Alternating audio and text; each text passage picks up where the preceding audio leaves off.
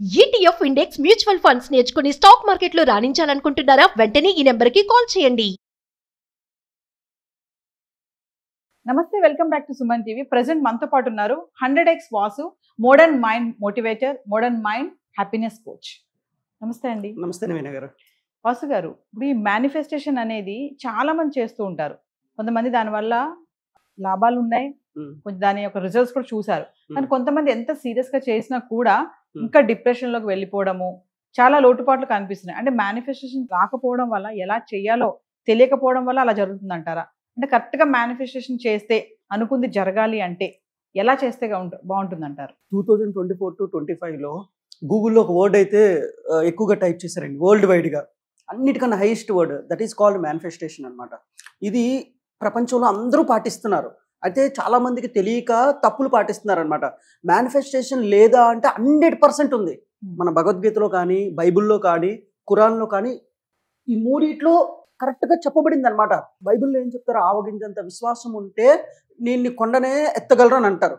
ముందు నిన్ను నువ్వు నమ్ము, బిలీవ్ అని ఉంటుంది బైబిల్లో. అంటే దాని అర్థం ఏంటి? నమ్మితే ఏదైనా చేయగలవు అని అర్థం. ఆవగింజంత విశ్వాసం ఉంటే నువ్వు ఏదైనా చేయగలవని. అంటే భగవద్గీతలో కూడా ఉంది, నీ మీద నీకు నమ్మకం ఉన్నప్పుడు ఏదైనా చేయగలవని. అయితే ఖురాన్లో కూడా నువ్వు ఎంతవరకు ఆలోచిస్తావో అంతవరకు నువ్వు వెళ్ళగలవని.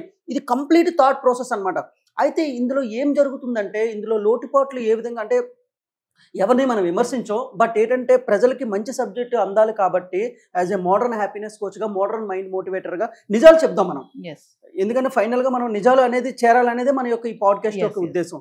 సో మేనిఫెస్టేషన్లో ఏంటంటే, మన స్వామి వివేకానంద కానివచ్చు, లేదంటే ఆది శంకరాచార్యులు కానివచ్చు, మన ఇక్కడ ఇది అసలైతే సద్గురు కానివచ్చు, ఇంకా ఎవరైతే టాప్ మోస్ట్ పీపుల్ ఎవరైతే ఉన్నారో అందరూ పాటించారు.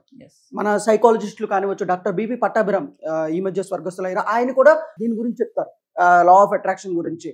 అలాగే పాశ్చాత్య దేశాల్లో కూడా టోనీ రాబిన్స్ కానివచ్చు, లేదంటే రాబిన్ శర్మ కానివచ్చు, బ్రెయిన్ ట్రెసీ కానివచ్చు, లెస్ బ్రౌన్ కానివచ్చు, ఎవరైతే టాప్ మోస్ట్ పీపుల్ ఇంటర్నేషనల్ వీళ్ళందరూ ఇంటర్నేషనల్. ఒక సెమినార్ పెడితే 1000 నుంచి 10,000 పీపుల్ అటెండ్ అవుతుంటారు.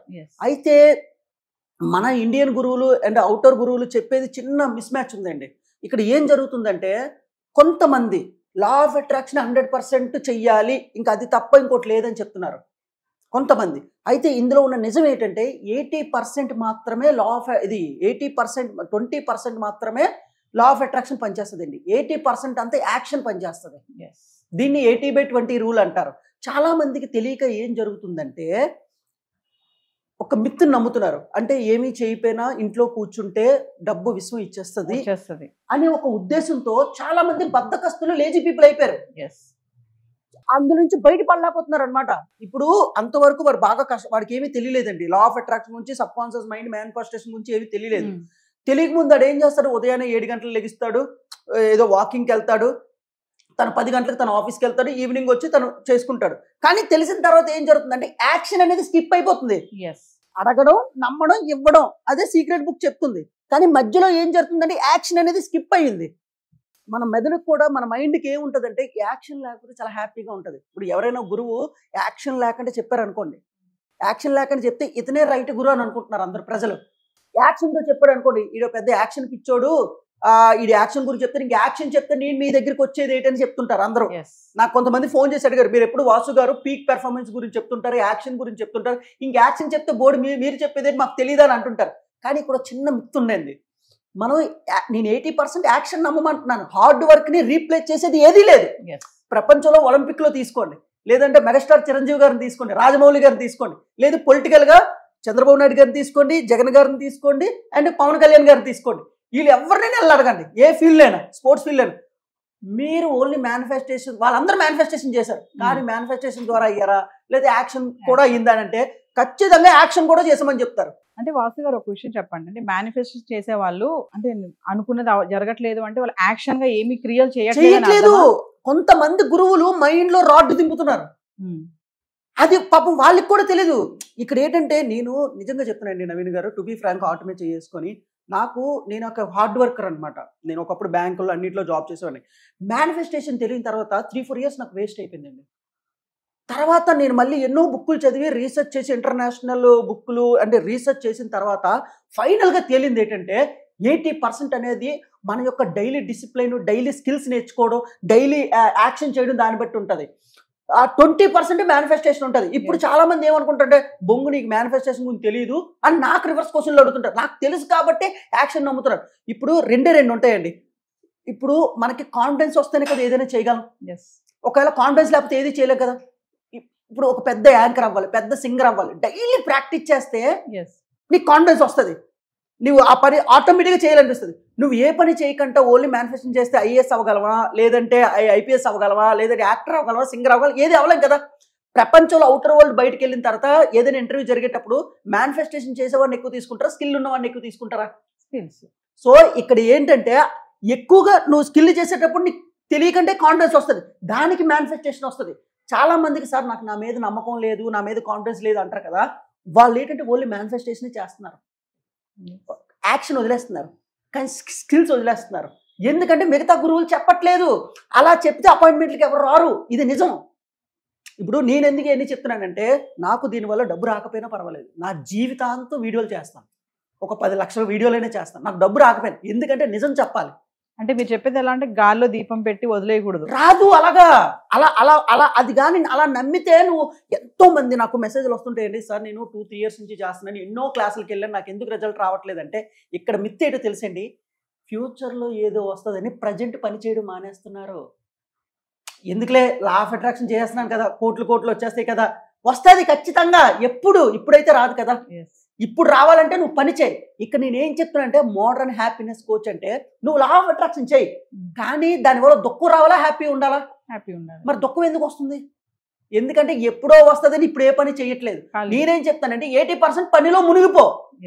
పనిలో మునిగిపోయిన తర్వాత 20% మార్నింగ్ ఈవినింగ్ నా మోడర్న్ మైండ్ మేనిఫెస్టేషన్ చెప్తాను. అప్పుడు నువ్వు వస్తుందా రాదని ఆలోచించవు, పని చేసుకుంటూ పోతావు. ఎప్పుడైతే పని చేసుకుంటూ పోతావో ఆటోమేటిక్గా నువ్వు హ్యాపీగా ఉంటావు. అదే నువ్వు ఏ పని చేయకుండా వస్తుంది అని ఎదురు చూస్తున్నావు, అది రావట్లేదు. దుఃఖం ఉందా లేదా? మనం ఆడియన్స్ కి దుఃఖాన్ని ఇవ్వాలా, హ్యాపీనెస్ ఇవ్వాలా? హ్యాపీనెస్. నీకు హ్యాపీనెస్ మేనిఫెస్టేషన్ కావాలా, దుఃఖం మేనిఫెస్టేషన్ కావాలా? సో ఈ యొక్క తెలియట్లేదు అనమాట. ఎంతో మంది అండి పాపం డిప్రెషన్లోని, స్ట్రెస్లోని, ఫ్రస్ట్రేషన్లోకి వెళ్ళిపోతున్నారు. ఎన్ని క్లాసులని తిరుగుతారు, ఎంతమంది దగ్గరికి వెళ్తారు. ఫైనల్గా రిజల్ట్ ఏంటంటే నువ్వు యాక్షన్ స్కిప్ చేస్తున్నావు. మరి ఆ యాక్షన్ ఎలా చేయాలో చెప్పేది నేను చెప్తాను. మోడర్న్ హ్యాపీ యాక్షన్స్ అనమాట. అంటే యాక్షన్ కూడా హ్యాపీగా ఎలా చెయ్యాలి, స్ట్రెస్ లేకుండా. సో అలాంటి ఆ పీక్ పెర్ఫార్మెన్స్ స్టేట్ కానీ, ఇప్పుడు చాలా మంది నేను ఈ పని చేయలేకపోతున్నాను, చిన్న పని పెద్ద పని పోలిక పెట్టుకుంటారు, పనిలో అంటే స్కిప్ చేస్తుంటారు. నా దాంట్లో ఏం చెప్తానంటే, నేను నా మోడర్న్ హ్యాపీనెస్ యాక్షన్లో పీక్ పెర్ఫార్మెన్స్ అంటారు, నువ్వు ఏ పనైనా సమదృష్టితో చేస్తావు. ఈ కాన్సెప్ట్ తెలిసిన తర్వాత అసలు పనిని బద్దకిచ్చు. ఇప్పుడు నువ్వు ఒక పని కష్టం అనిపిస్తేనే కదా నీ మైండ్లో మీనింగ్ మార్చేస్తాను నేను. ఇప్పుడు ఒక పని చేస్తున్నారండి, ఈ పని చేస్తే నాకు హ్యాపీనెస్ వస్తుంది అనుకుంటే నువ్వు బాగా చేస్తావు. ఆ పని వల్ల నీకు ఏ ప్లెజర్ రాలేదనుకోండి, బాగా చెయ్యు. సినిమా చూసేటప్పుడు హ్యాపీగా చూస్తావు, ఏదైనా పని చేసేటప్పుడు. నేనేం చేస్తానంటే సినిమా చూసేటప్పుడు ఎంత హ్యాపీగా చూస్తావో పని చేసేటప్పుడు కూడా అదే హ్యాపీనెస్ ని మైండ్లో పెడతా, ఆ మీనింగ్ మారుస్తా. ఇక్కడ మీనింగే కదా. ఇప్పుడు ఏదైనా ఒక పని చేసేటప్పుడు మీనింగ్, ఆ మీనింగ్ మార్చేసాం అనుకోండి, అప్పుడు మనిషి హ్యాపీగా ఉంటాడు కదా. సో నా ఉద్దేశంలో మోడర్న్ హ్యాపీనెస్లో నువ్వు అనుకునేది సాధించాలి, గోల్స్ని సాధించాలి. డబ్బు ఒకటే కాదు, మేనిఫెస్టేషన్ చెయ్యాలి, కానీ అది హ్యాపీనెస్తో చెయ్యాలన్నమాట. స్ట్రెస్తోని, ఫ్రస్ట్రేషన్తో చేయకూడదు. చాలా మంది అండి అసలు లా ఆఫ్ అట్రాక్షన్ నేర్చుకోకపోతే బాగున్నానండి అనేవాళ్ళు చాలా మంది ఉన్నారు. నేను అలాంటి వాళ్ళు, ఇప్పుడు నా ఉద్దేశం ఏంటంటే, ఎంతో మందికి నాకు రిజల్ట్ రాలేని వాళ్ళు నాకు కావాలి, రిజల్ట్ వచ్చిన వాళ్ళు వద్దు. ఇప్పుడు రిజల్ట్ వచ్చినా సరే అన్నిసార్లు రాదండి, అంటే నువ్వు అదృష్టమే డిపెండ్ అయిపోతున్నావు, పని ఏం చేయట్లేదు. మన భారతదేశం అనేది కర్మభూమి. ఏంటండి, కర్మభూమి అనమాట. కర్మ చేస్తేనే నువ్వు అవుతుంది. కానీ చాలా మందికి బద్ధకాన్ని పెంచుతున్నారు. ఒక రకంగా చెప్పాలంటే బద్ధకస్తులు ఫ్యాక్టరీని క్రియేట్ చేస్తున్నారు.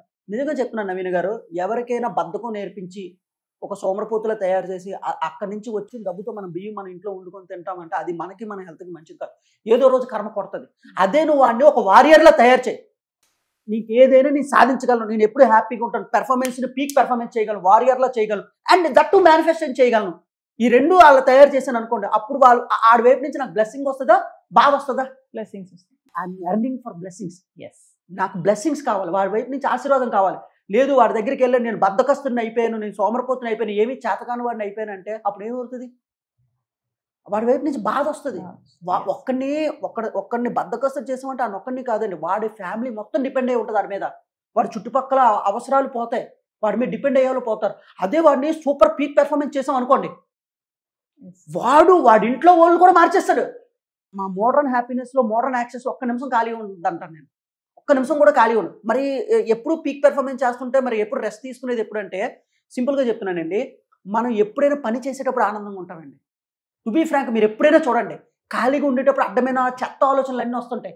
ఖాళీగా ఉండేటప్పుడే బార్కి వెళ్ళాలనిపిస్తుంది, గర్ల్ ఫ్రెండ్తో మాట్లాడాలనిపిస్తుంది, లేకపోతే ఇంకేవేవో చెడ్డ పనులు చేయాలనిపిస్తుంది. బిజీగా ఉండేటప్పుడు ఏ ఆలోచనలు ఉండవు.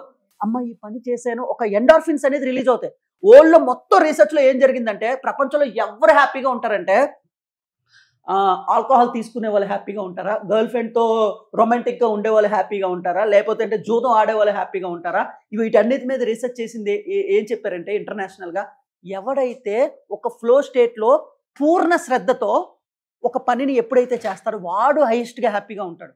ఆ పని అయిపోయిన తర్వాత వచ్చే హ్యాపీనెస్ ఉంటుంది చూడండి, ఆ కిక్ ఏ కిక్ ఇవ్వదు. టు బీ ఫ్రాంక్, చాలా మంది నేను 10 బీర్లు తాగుతావు, 100 బీర్లు తాగుతా అంటారుగా, నువ్వు 1000 బీర్లు తాగు అంటే మామూలు చెప్తా, అందరూ అదే కదా ఎక్కువ. దానికంటే పనిలో వచ్చే ఆనందం ప్రపంచంలో ఏది రీప్లేస్ చేయలేదన్నమాట. సో నా ఉద్దేశంలో నువ్వు ఎప్పుడైతే పీక్ పెర్ఫార్మెన్స్ అయిపోయావో నువ్వు ప్రతి పనిని సమశ్రద్ధతో చూస్తావు అనమాట. అసలు నీకు పోలిక ఉండదు. సో చిన్న పనైనా పెద్ద పనైనా ఒకేలా చూడమంటాను నేను. ఎప్పుడైతే నీ మైండ్లో ఆ పీక్ పెర్ఫార్మెన్స్ స్టేట్ వచ్చేసిందో నువ్వు అప్పుడు మేనిఫెస్టేషన్ కోసం ఎదురు చూడవు, మేనిఫెస్టేషన్ నీ కోసం ఎదురు చూస్తుంది. యూనివర్స్ ఎప్పుడు కూడా హైయెస్ట్ ఎనర్జీని తీసుకుంటుందండి. ఎప్పుడు కూడా హైయెస్ట్ ఎనర్జీ ఎప్పుడు ఆల్వేస్ విన్. యూనివర్స్ నీకేదో చేద్దామని నువ్వు ఎదురు చూస్తున్నావు, కానీ అలా కాదు, యూనివర్స్ నువ్వేదో చేస్తామని ఎదురు చూస్తుంది. యూనివర్స్ ఎప్పుడు సెకండ్ స్టేట్లో పనిచేస్తుంది, ఫస్ట్ స్టేట్లో కాదు. ఫస్ట్ స్టేట్లో నువ్వు ఏదైనా పని చేయాలి. ఇప్పుడు మీరు కాఫీ ఇచ్చారండి, ఇది న్యూట్రన్ ఫార్ములా ప్రకారం every action is equal to opposite reaction. నువ్వు ఒక యాక్షన్ చేస్తే యూనివర్స్ ఒక యాక్షన్ చేస్తుంది. నేను ఏ యాక్షన్ చేయను, నువ్వే నాకు అన్ని చేయాలంటే యూనివర్స్ ఏమైనా మనకేమైనా అప్పుందా? లేకపోతే యూనివర్స్కి ఏమైనా స్పెషలా? మనం ఏమైనా? యూనివర్స్ ఖచ్చితంగా యూనివర్స్ని ఏ విధంగా నన్ను లైక్ చేస్తుందో ఆ విధంగా యూనివర్స్ని మనం లైక్ చేయాలి. సో యూనివర్స్ కొన్ని పద్ధతులు ఉన్నాయి, యూనివర్స్కి ఒక లాంగ్వేజ్ ఉంది, యూనివర్స్కి కొన్ని క్వాలిటీస్ ఉన్నాయి. సో అది మనం చేసినట్టయితే ఖచ్చితంగా యూనివర్స్ మనం లైక్ చేస్తుంది. యూనివర్స్ లైక్ చేసేది ఒకే ఒక క్వాలిటీ, యాక్షన్. ఆ యాక్షన్ నువ్వు పూర్ణ శ్రద్ధతో, ఒక సమశ్రద్ధతో, ఒక పీక్ స్టేట్లో ఎప్పుడైతే నువ్వు చేస్తావో ఖచ్చితంగా యూనివర్స్ నీకు హెల్ప్ చేస్తుంది అన్ఎక్స్పెక్టెడ్గా. ఆ కిక్ నీకు అద్భుతంగా ఉంటుంది. అదే నాకు వస్తుంది అంటే ప్రతి నిమిషం నువ్వు దుఃఖంలో ఉంటున్నావు. So as a modern mind మోటివేటర్గా, మోడర్న్ హ్యాపీనెస్ కోచ్గా నీకు మోడర్న్ మేనిఫెస్టేషన్ నేర్పిస్తా ఎవరికైనా, కానీ అది హ్యాపీనెస్తో ఉంటుంది అనమాట. ఏదైనా హ్యాపీనెస్తో చేయాలి. ప్రపంచంలో 100 కోట్లు ఉన్నా సరే ఎంతోమంది సూసైడ్లు చేసుకుంటున్నారు, ఎంతోమంది డిప్రెషన్లోకి వెళ్ళిపోతున్నారు.